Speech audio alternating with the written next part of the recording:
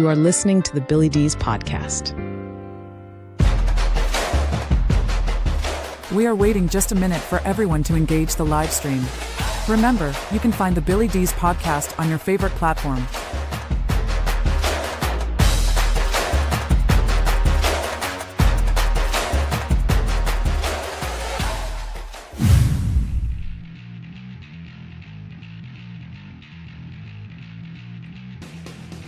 All right. Well, hello, everyone. Welcome to the live stream. So glad that you are here. We wait just a moment for everyone to, refresh their app or whatever it is that they're doing, engage with us, and then we get the show on the road here.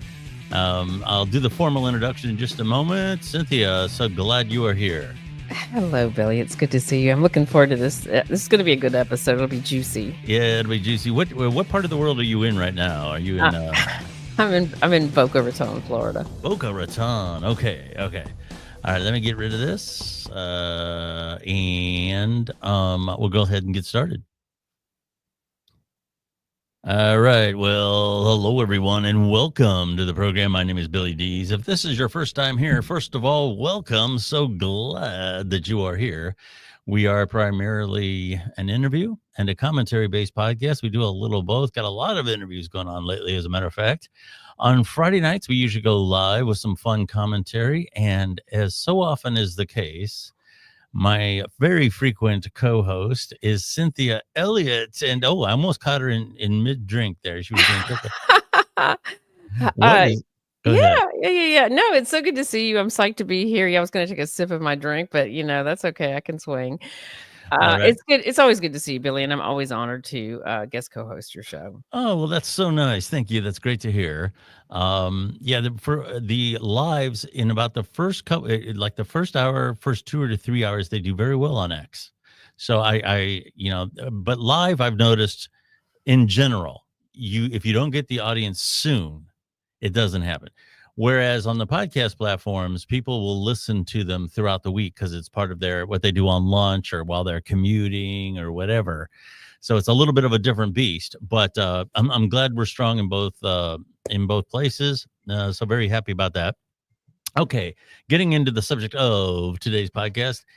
I know these manufactured controversies are sometimes they're hard to ignore because they're just so funny. And this thing with Sydney Sweeney, I actually softened the title. I chickened out. My original title was going to be Sydney Sweeney Has No Weenie, but oh, come on, Billy. That would have been so much fun. I like what you went with, though. It made my eyebrows raise, which is the point. Yes. So anyway, I chickened out. So I went with something a little softer. The Sydney Sweeney is probably white is a reference to what I'm going to talk about first, which is CNN. We're going to talk about that first in just a moment. Obviously, we're going to cover Sydney Sweeney, and what really bothers me isn't so much the media controversy, but it's the ignorance about genetics. When you hear people talk about this, it's. There was a time when I would say, arguing with you is like trying to argue with somebody who thinks the world is flat. If they don't know it by now, they never will. That used to be a joke, but that isn't the case anymore because there isn't just people on the fringes who believe this. There's a lot of people out there who think there's a firmament up there. It's impossible to get to the moon. It's that was all faked. It's like, we talk about did evolution happen? I can tell you we're de-evolving. So I'm going to talk about that a little bit. I'm also going to ask you, because I know you're a media person, I'm going to ask you about NPR. Apparently it's official now, no more NPR. And we're going to talk a little bit about Tulsi Gabbard and this Operation Mockingbird. We'll get into that. So anyhow, that's kind of the flow. Let's start with CNN. Again, there was another mass shooter in New York, and very troublesome. And here again, if you're new to the program, generally what I try to do is go to an area with some of these subjects that you would never expect. And I haven't heard this mentioned. To me, speculating about race isn't the issue here. I'm going to play the clip. This is what happened while the shooter was, his whereabouts were unknown, and CNN was reporting. This is how the report went. They do not know who he is. They know he is a male, possibly white. He's wearing sunglasses. He appears to have a mustache. And that picture has been distributed to every police officer in New York City, particularly has been sent to the phones of the search teams inside that building. Among them that they do know what he looks like. Sunglasses, mustache, male, possibly white. And that. Okay. Now, the picture that they had was somebody that was probably not white. I'll put it that way. And here's the thing. I don't have an issue when there is a shooter and you know for sure the son of a bitch is white and they call out race. I don't have a problem with that. When CNN comes on and says, this son of a bitch is white and he's 5'11" and he's 200 pounds. I don't have a problem with that at all, because that's what you need to know when somebody's out running around. Okay. And there's no racial problem with that at all, because if you're the police or if you're somebody in that area and you run across somebody who is black at that point, that's not the son of a bitch. Okay. What I have a problem with is the speculation. He's probably white, because that is worse than not saying anything from a technical standpoint, from a law enforcement standpoint, because if you are in that area and you're trying to get to your car, or you're trying to get the hell out of there, and CNN says, well, the shooter's active and he's probably white. When you're on your way to your car, when you're running through the parking lot, you're looking for a white son of a bitch. Okay. And that's the problem. At that point, you put everybody, you distract everybody with who potentially is the wrong suspect. It's a very high danger in doing that. A lot of people don't understand why one of the first questions a 9/11 operator will ask when there's something going on, is he black or white? It's not because they're calling out race. If you say the guy's white, when the police get there and there's a black dude standing there, they know it's the wrong dude. This is how these things become so convoluted in these politically correct conversations. I have no idea. The speculation from a law enforcement and a safety aspect is what the danger was here. Do you have a comment about this? Yeah, I'm looking forward to when media finally gives up on trying to continue to use the race wars, if you will. It's a very underlying thing, but that's really what informs that kind of decision. It's the fact that plays well, it gets attention. It's I get it when you've got a photo. I'm pretty sure anybody that I know would look at that photo and say medium skin tone. Yeah. Because you cannot, that it's clear to anybody who has any experience that person could be many different things. And frankly, the media is going to kind of have to give up on that labeling thing, because pretty soon, since we're all looking, so diverse now, that's just not going to work. I mean, we can't even really say white and black anymore because we've got every shade under the sun. Yes.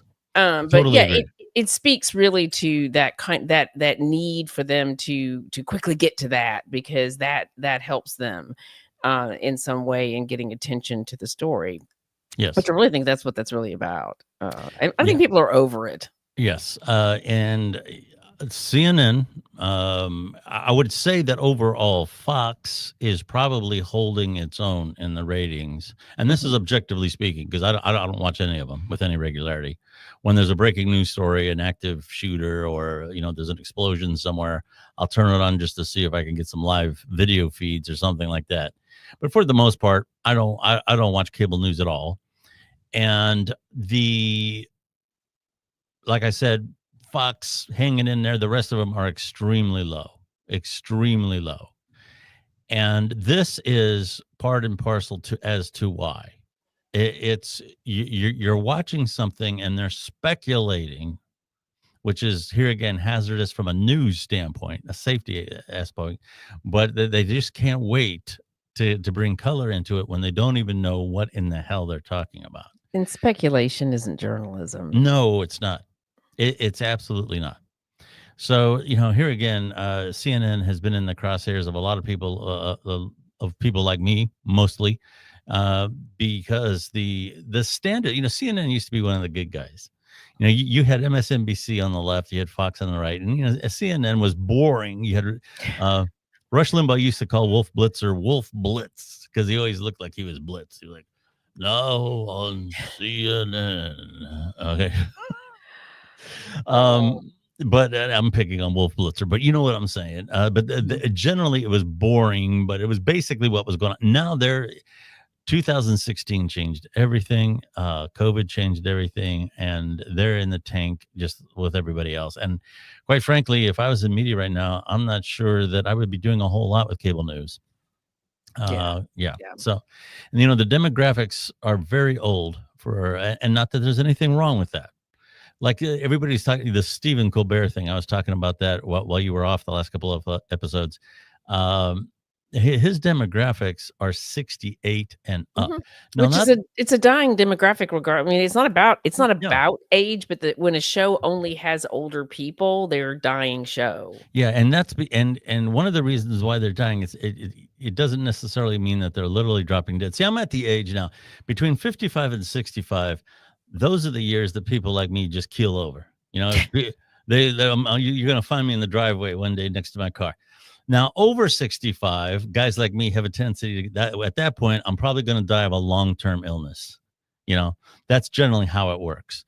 But when I say that 68 isn't, and north of 68 isn't a good demographic, it's because those people are not spending. Those people are not the demographic that is actively buying new cars, actively doing whatever.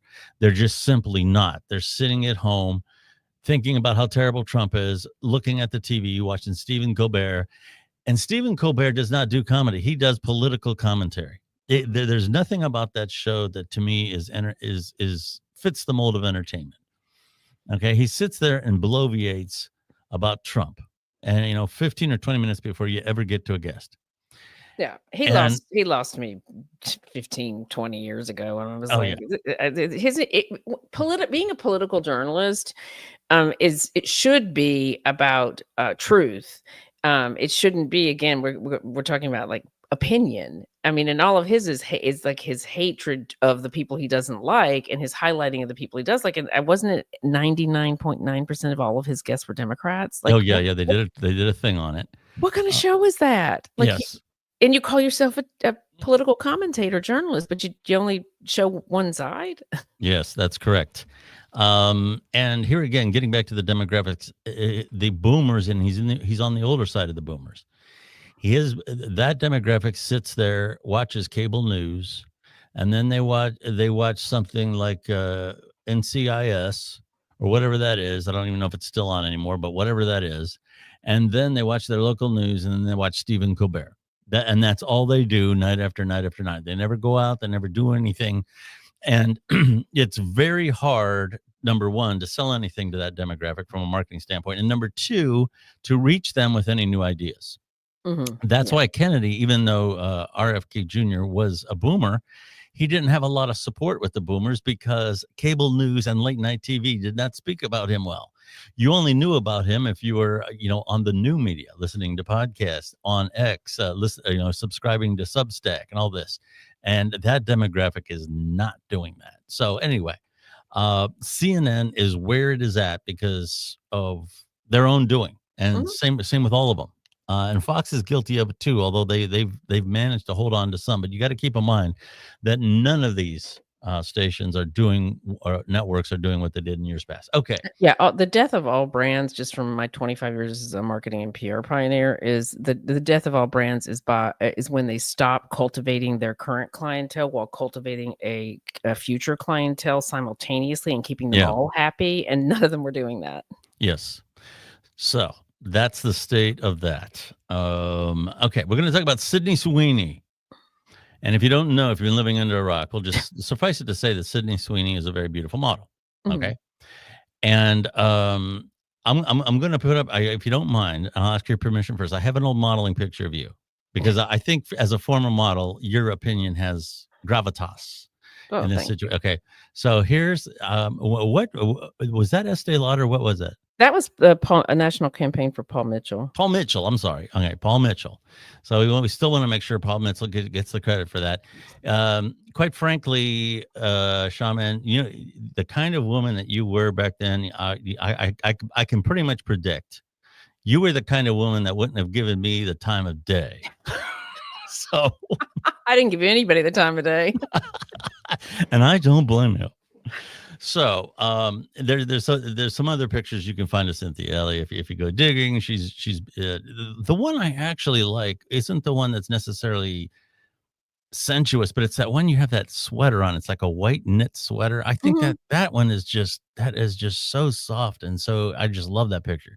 Oh, thank you, Billy. Okay, but anyway, what I was getting at was from your aspect, Sydney Sweeney. Yeah, yeah. A beautiful girl. I mean, Yes. she's clearly talented. We live in the attention economy, and I've been talking about this for a few years now as somebody who worked in PR for 25 years and did a lot of campaigns. And one of the things that I have gotten to the point of just being really disgusted by is the manipulation of the public to enhance attention. Sydney Sweeney works in a business where attention is a huge part of it, and because the entertainment, Hollywood, fashion industries are all getting completely just decimated. They're in survival mode, and I get that, but I would have a lot more respect for brands like them, American Eagle, I think it is. I would have a lot more respect if they didn't manipulate the public and create fake controversy that actually, I mean, I believe they engineered this. This is my opinion. Brands have legal teams, they review things, they have PR teams that look for potential conflicts, that things may actually cause a backlash of any kind. No one's going to convince me that they're not playing the Balenciaga, Zara card where you slide something in there that's going to upset people, and then you plant stories, because that's how it works. You plant stories with a few influencers to say, oh my goodness, I can't believe they did this. And and it manipulates the public, and while it gets them a lot of attention, and I'm all for businesses, especially American businesses, doing well, I have very little respect for what I'm now calling yellow marketing, just like yellow journalism. It's it's lowbrow, it's manipulative, it's not authentic, and I don't have a lot of respect for anybody or any company that upsets people on purpose, just to benefit from it. And and that's really what that is. I don't think it's that upsetting when you see the campaign or what it's about, but it's the fact that that's the engine behind it, is to provoke upset and create negativity, which lowers the vibration of everyone that has to deal with it. So that's my opinion on it. I mean, good for her. She's lots of attention. It's her moment. This is part of the machine of Hollywood entertainment. I can't even imagine working in a business where getting attention all the time was part of my job, because it just sounds like an awful way to live. The only thing I will say is American Eagle, which I believe is in Pennsylvania. They have a history of very diverse advertising. Okay, this is just the latest one. And they've had all different shapes and sizes and ethnicities represented in their they've been actually very good about this. Okay, so a lot of the hate that they're getting from the left is a little misplaced. Now, whether they engineered this as a controversy or not may be true, but here again, given their past, they're not the person or company that we should be holding up as a whipping boy, because they actually have been very good about this. Yeah, this is the whole point. They have played the game for a long time, but Billy, a lot of fashion brands are dying. Their people are. That's true. I mean, they really. I worked in fashion for such a long time, and I've seen it. I've seen the quality of everything across the board absolutely die, and they're desperate. I get it, but I just like, really, And the proof for me that this was understood that they were doing this was the size of the poster. So I was at the mall trying to buy yoga clothes, and I happened to go by their store, and I was like, oh my god, the posters were the largest ones I've ever seen in a store, and it was like, here's our controversial campaign. Yeah. But anyway, hey, it's just faux outrage. Well, if you go by stocks and everything else, the initial readings on this are very good.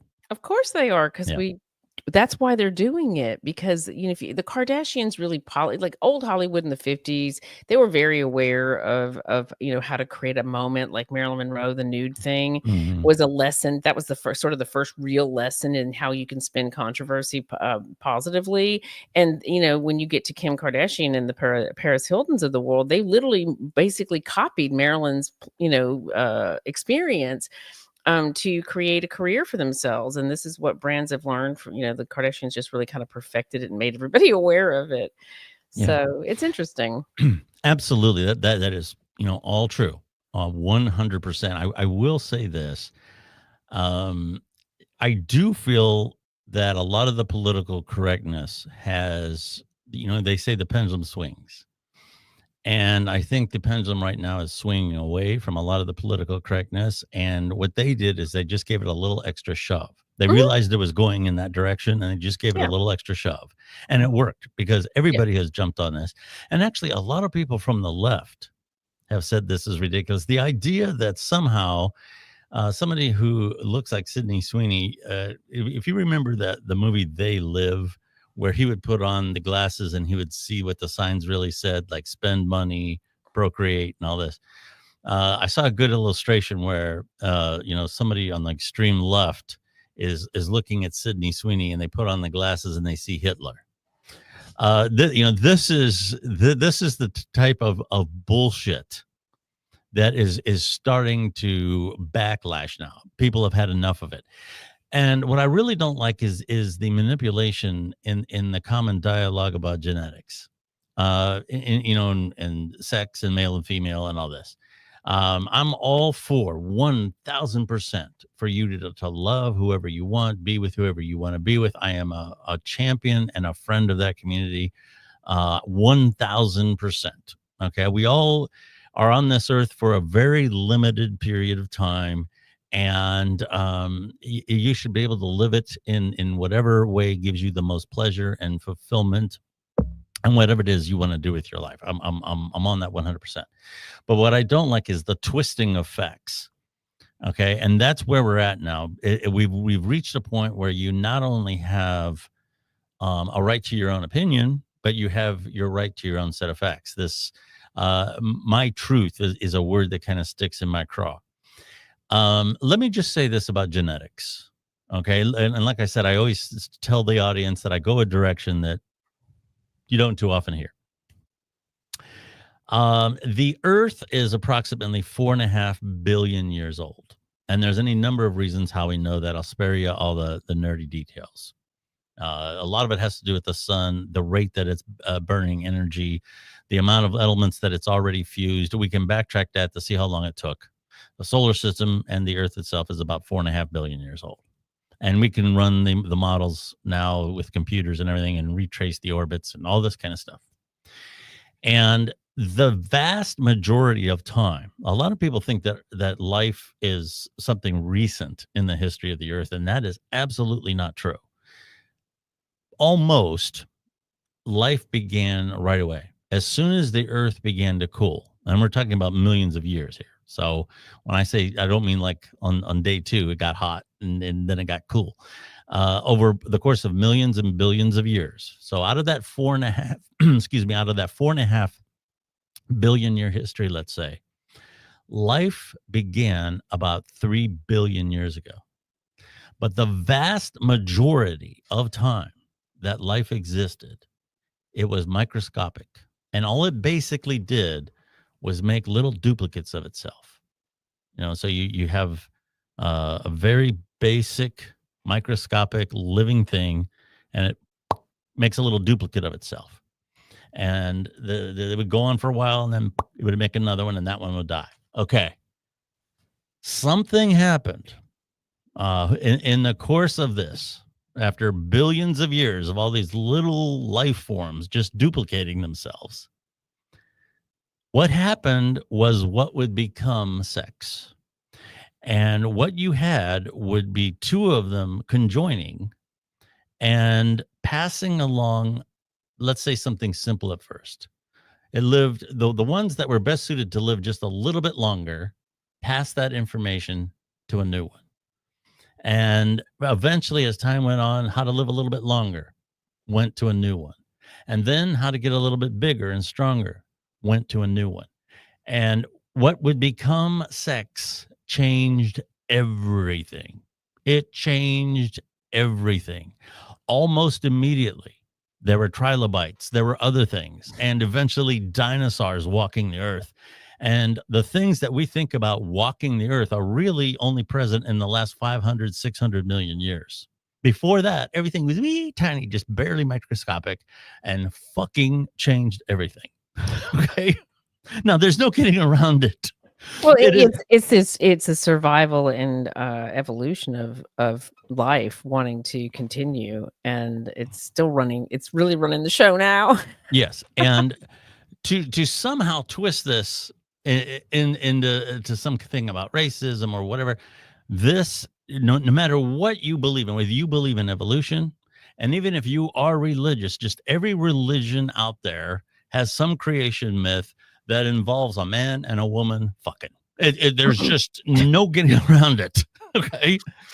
And even religious people even got that right. Okay.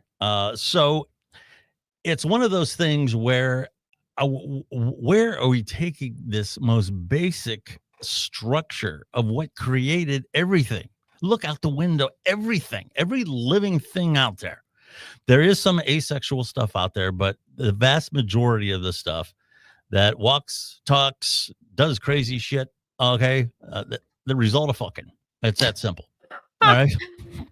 Now, yeah, there's no point in making this ugly or making it controversial or whatever. This is all about supporting. So the whole thing is it's like a trickle down effect. So this has become like a method, but it starts with the people who have like the money or access.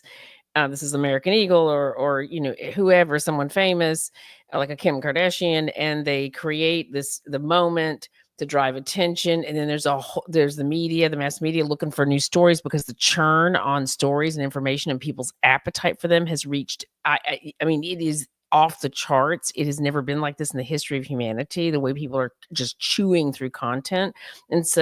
And then you get the whole entire social media world where there's an entire cottage industry of content creators whose entire platform is about whatever the latest breaking scandal story or news item that has people up in arms. Yeah.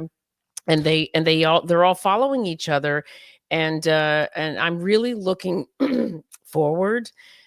Excuse me. It reminds me of when it was like podcasts were kind of hitting this peak where there was like 500 million of them. Yeah. And I was like, when are people going to get burnt out on at least trying to be part of that system? And I think you'll see a lot of creators kind of drop off because it's not producing the kind of money that they need. It's not worth their time and energy. And they're probably going to see and realize it's incredibly draining for the human soul to be investing its energy in what the fuck is going on with a bunch of people who aren't going to give a shit about them. No, the whole system is this. I just watch it as somebody who worked in the business for such a long time. And I'm like, it's just a big circle jerk cycle. Yes, that's exactly what it is.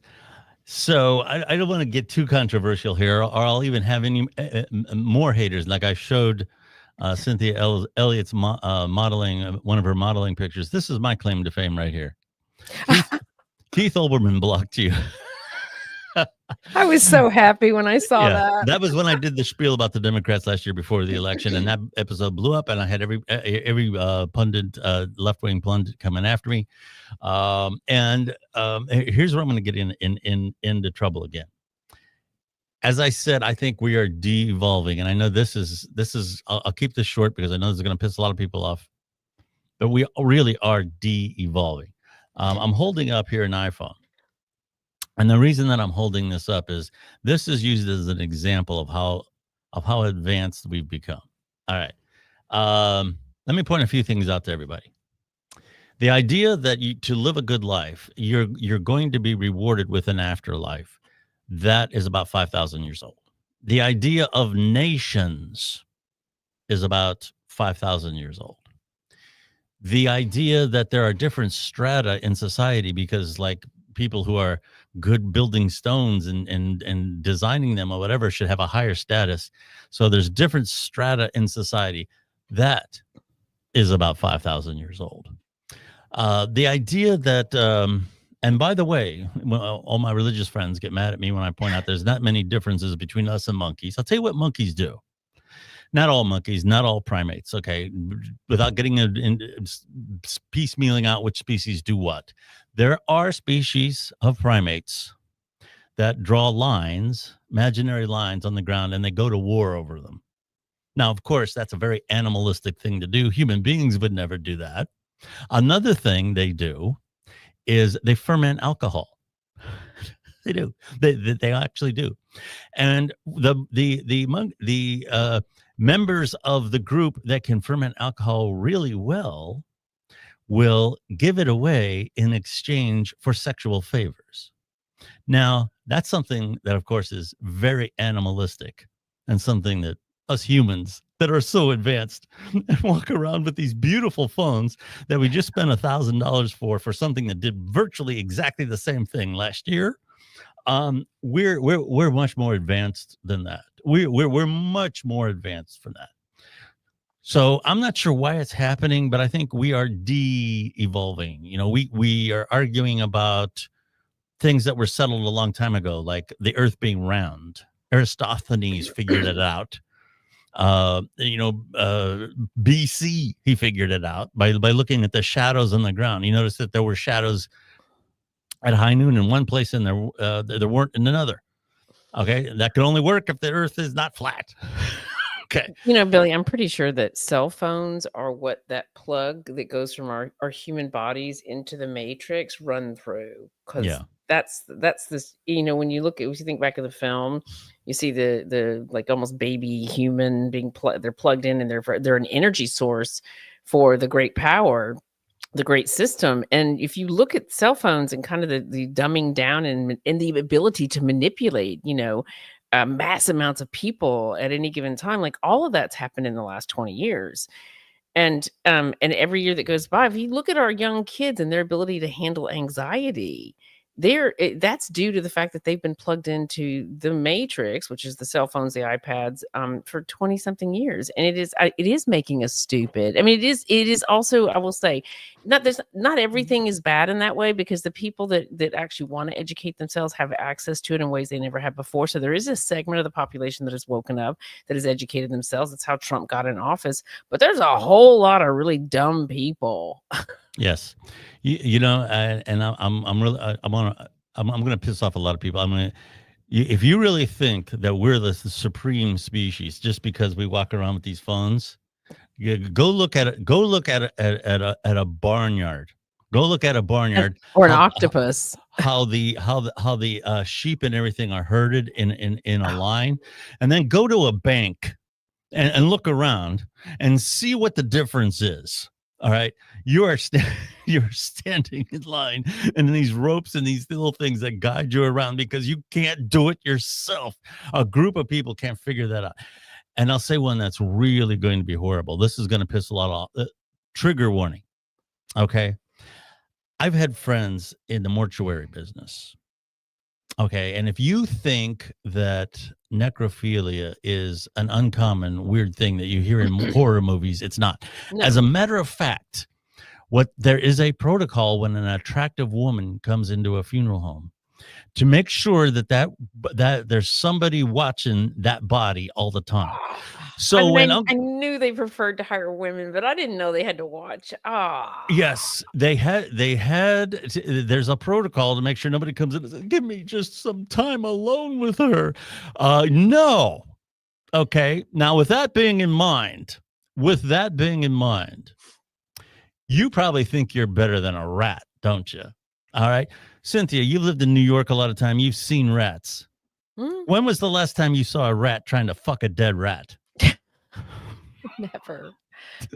Okay. And it is actually a sign of just how gross. Like when you think about it, like talk about treating other humans like objects. Like that's just astonishing. So I really, me personally, I'm not too impressed by people getting on their high horse about how advanced we are as a species because we got this. It don't mean shit.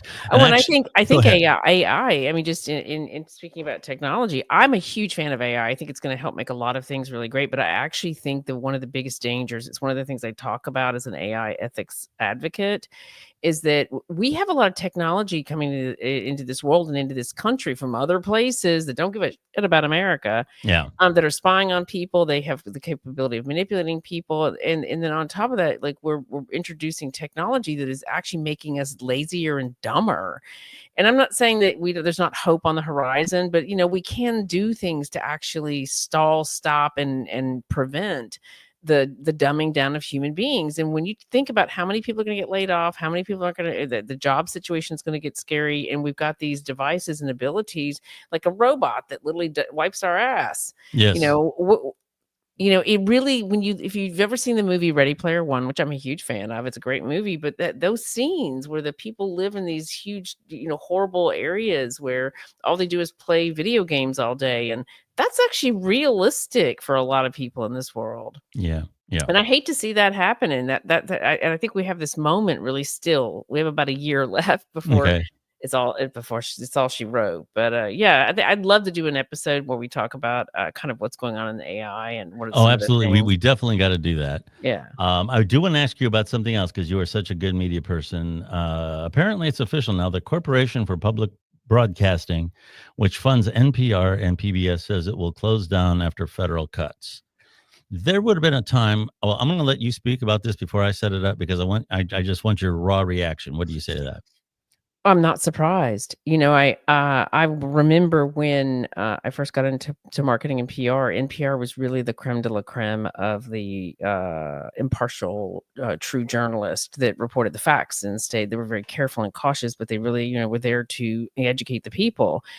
And I remember when I watched them stop fact checking things, and I was like, "Oh, geez, this is going to be the beginning of the end." And then I watched them become an arm of a political party, the Democratic Party. I mean, almost all of their employees were Democrats. All of their opinion pieces were Democratic based. I mean, the statistics of them, I think they had one person in their New York office that was a Republican. And I knew 10, 15 years ago that I was like, wow, this is really sad to watch the demise of NPR and PBS. Like I loved PBS, I loved NPR, but once you have stopped doing what your job is actually, then you're no longer what we designed and built. And it's time for you to either evolve or go. Yeah. I did a bit on this on a recent podcast. I won't do it again, but I do feel that what NPR was originally, and public broadcasting in general was designed to do, was to feed a segment of the audience with content that would not be supported by advertising. So it wasn't profitable for one of the major networks to produce the certain types of programming. It wouldn't be supported in that way. So the idea was you could cover topics for people who were interested, a lot of times esoteric things or scientific things, programs that would not be supported in the mainstream media. And that's originally what it was intended to do. It was public service, much like news was in the early days after World War II. News was actually a public service. It was not a money leader. Okay, that happened later. That happened after JFK and what happened in Dallas. Mm-hmm. Americans were glued to their TVs for an entire weekend, and a lot of suits sitting up in buildings said, we can make money off this news stuff, and we don't have to hire writers, we don't have to hire sets, we don't have to build sets, we don't have to do anything. We just let people run in the street with the camera. So this public service idea molded into bloviating. And I would have to look at the history of this, but I believe it probably started with Watergate, where you just had, what did the president know? How much did he know? And when did he know it? With the jowls.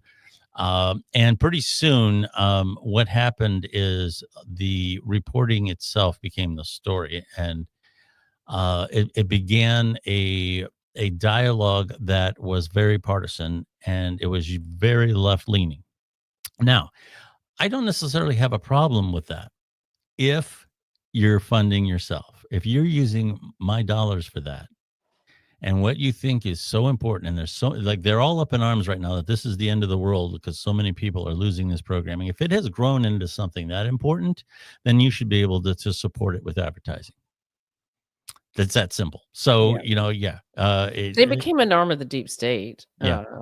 And that really was the beginning of the end for them. Yeah. Like I was talking about CNN and MSNBC. I don't care because They're sinking because they're not being supported. Well, public broadcasting is essentially MSNBC, except your tax dollars are funding it. Mhm. And even if you are, I would say the same thing. I mean, I lean conservative. I wouldn't say I'm a conservative across the board. I'm Yeah. liberal when it comes to women's rights and things like that. But let's say, for example, I was a staunch conservative and a conservative PBS was getting defunded. I would say the same thing. That's not, my tax dollars are not to feed partisanship. That should be something that you say objectively, regardless of what your political leanings are. I do want to wrap up with this real quick. This Tulsi Gabbard thing and Operation Mockingbird. It does seem that there's a lot of evidence that points that the Russia hoax really was a hoax, and at the tallest order. Now, I'm not going to piecemeal out what I think is true and what isn't, but the idea that it was manufactured, and I'll tell you, if you really want some good reporting on this, I really got to point you towards Matt Taibbi. Okay, I mean, he's a podcaster extraordinaire. Okay. And he's done a lot of things like the Twitter files, with the manipulation of what the government was doing behind the scenes with that. It does seem like these narratives are not only biased, they're not only partisan, but they're weaponized. They're actually weaponized to smear somebody.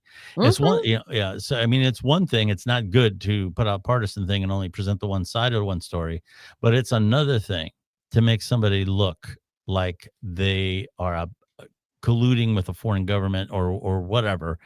Have you been following this?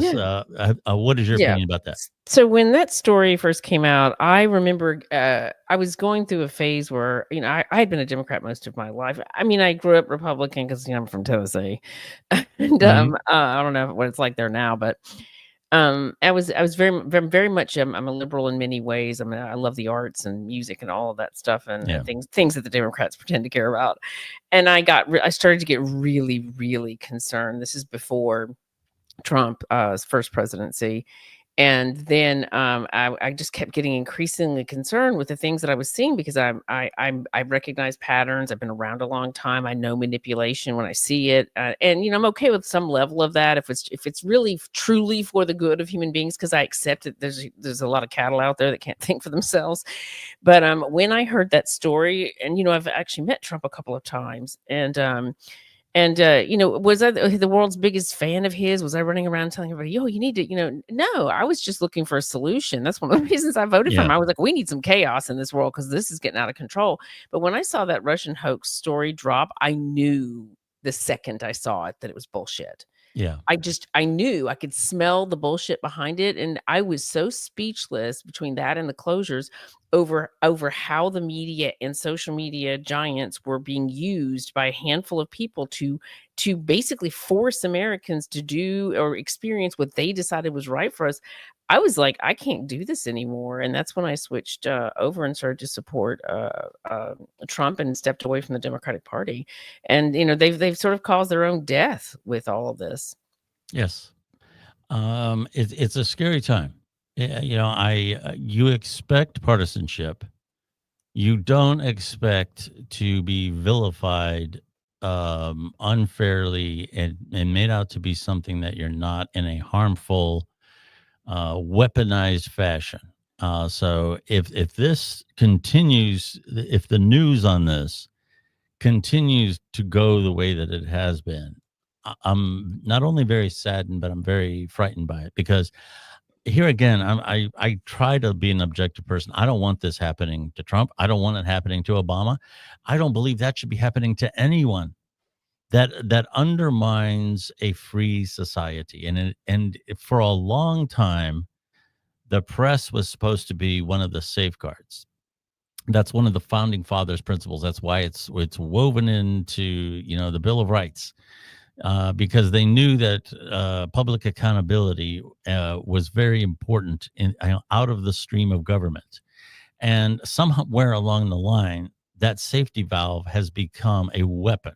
It has become something that has been turned against what it originally was designed to protect. And I just hope that doesn't continue. So, yeah, Cynthia, you are doing so many things. Speaking of the modeling career, you're now doing clothing.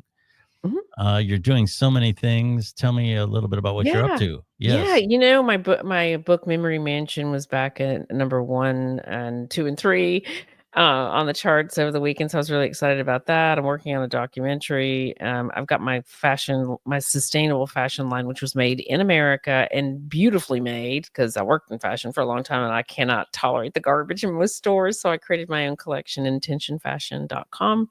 So people can check that out. And I've got a speaking tour coming up in the fall and the winter. So if you like well-being, I'll be speaking in Toronto at the Wellbeing. We're giving a keynote on consciousness in the age of AI. So lots of good stuff. If you want to catch up with me, you can check me out on X or on my website at shamanisis.com.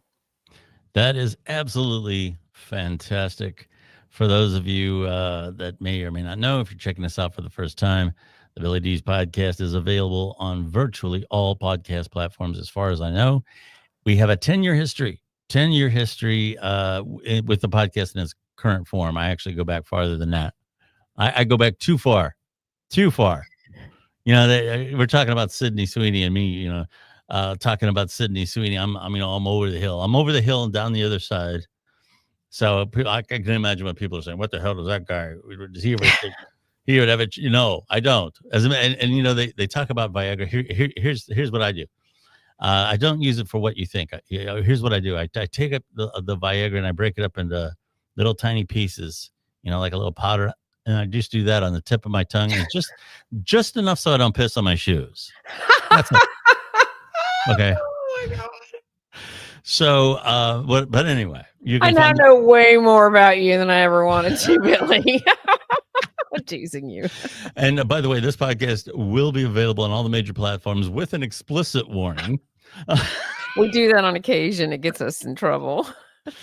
I haven't checked yet, but I'm probably kicked the F off of YouTube right now. But anyway, you can find the Billy D's podcast on your favorite podcast platforms. X is probably my social media home, only because we are so involved with news. We are so involved with trending topics. And by the way, we got some great interviews coming up with some authors and authorship, new books, book marketing, all that stuff. Big topics on X. You can follow me at Billy D's on X. I have a very small podcast page, Billy D's Podcast.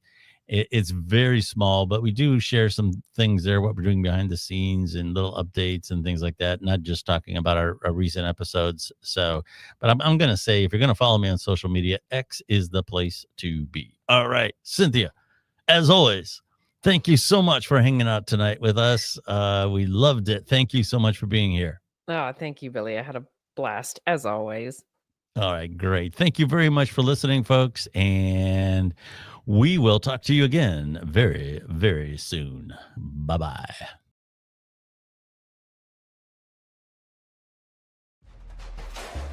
Thank you for listening to the Billy D's podcast. Follow Billy D's on X at Billy D's for updates about the program. Do you listen to music or audiobooks on streaming devices such as Sonos or Amazon speakers? How about on your car sound system? If you use Spotify, Audible, or Amazon Music on any of these systems, you can also listen to the Billy D's podcast the same way. Billy and his team go the extra mile to make sure our podcasts sound as good or better than anything on the radio. Listening to the Billy D's podcast has never been easier. You literally just have to ask.